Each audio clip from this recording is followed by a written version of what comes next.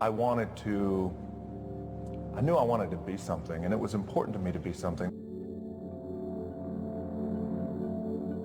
One of the keys is, remember where you came from, keep that shit in the front of your mind, and when shit goes bad and it goes sideways, a lot of shit does, you're getting booed out of the fucking building, or you're coming through this injury, or people are writing you off, oh, you guys ain't gonna fucking make it, any of that shit. You gotta keep it in here. And it really it should drive you. This idea and this notion that you could be anything you want, and you can accomplish anything you want, right? We hear that. You've heard that from the time you were little boys. You hear that now.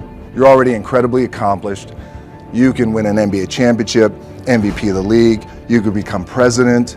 You could become governor. You could be in entertainment. You could do Charles, and you could do Shaq. You could do that. You could do whatever you want to do. You guys know that. For me, is to remember the hard times.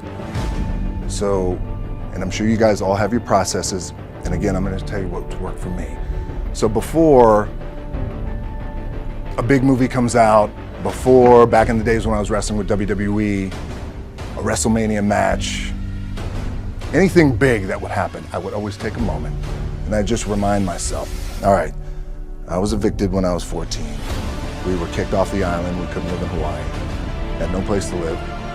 A lot of shit happened then when I moved to Nashville. I was arrested multiple times by the time I was 16 years old. Like, I remember that. If I were playing on this team, which my skills are, what's that term? Oh, shits. So I'm gonna play. But before I lace up, before I get on the court, before I play in these big games, before I go to the Staples Center, where history is there, those are historic walls there at the Staples Center. And then to be present in the moment and understand, holy shit, this stuff I have around me right now, this is the shit that I dreamed of when I was a kid. I am here. I played for University of Miami, played with great teams. Warren Sapp, Ray Lewis, they were my teammates. They were balling. Warren Sapp was playing tight end at that time. I was starting defensive tackle. Yeah. They moved him over to D-line. And he looked at me, he's like, yo, dude, I'm gonna take your spot. I said, you ain't taking my fucking spot. He's like, I'm gonna take your spot. We battled, and he took my spot. And you can imagine how that fucked with me, because there goes my opportunity. He went in, switched to defensive tackle, lit the world on fire. Well, what that did, it crushed me, it crushed my dreams. I had a piss poor senior year, zero production, no NFL, no combine invite, nothing. Finally went to the CFL. Calgary Stampeders, making $250 a week Canadian. Created with free version for non-commercial use. To my wife at that time. Had no money. So I remember that. I got cut from Canada. I had $7 in my pocket. And I always tell that story. So now my production company is $7, advertising agency is $7, everything is $7. So I always remember that. What helps me is to keep the hard times in the front of my mind, because it allows me to go into these big moments that I've worked my ass off, and you guys have worked your ass off. It allows me to go into these big moments with a different perspective.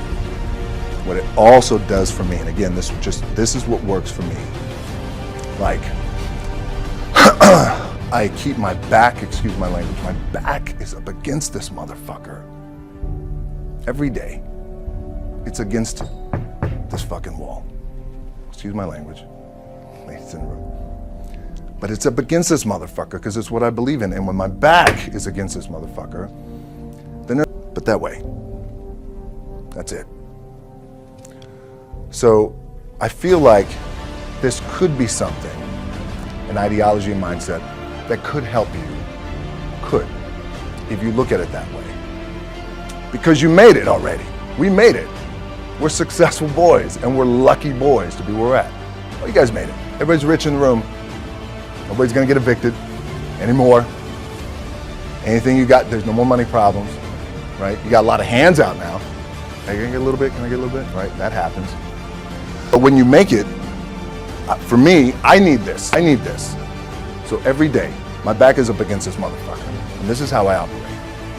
Now, doesn't mean you don't smile, doesn't mean you don't laugh and joke, right? You're happy, I'm a happy guy.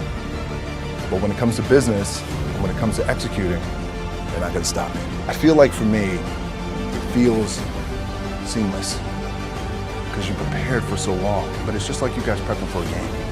That's the fun part. That's what it's like, fuck, it's fun. People are paying their hard-earned dollars to come see you.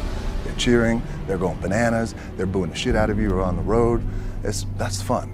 That's what you live for. I mean, that's the juice right there. The prep is where the character's made.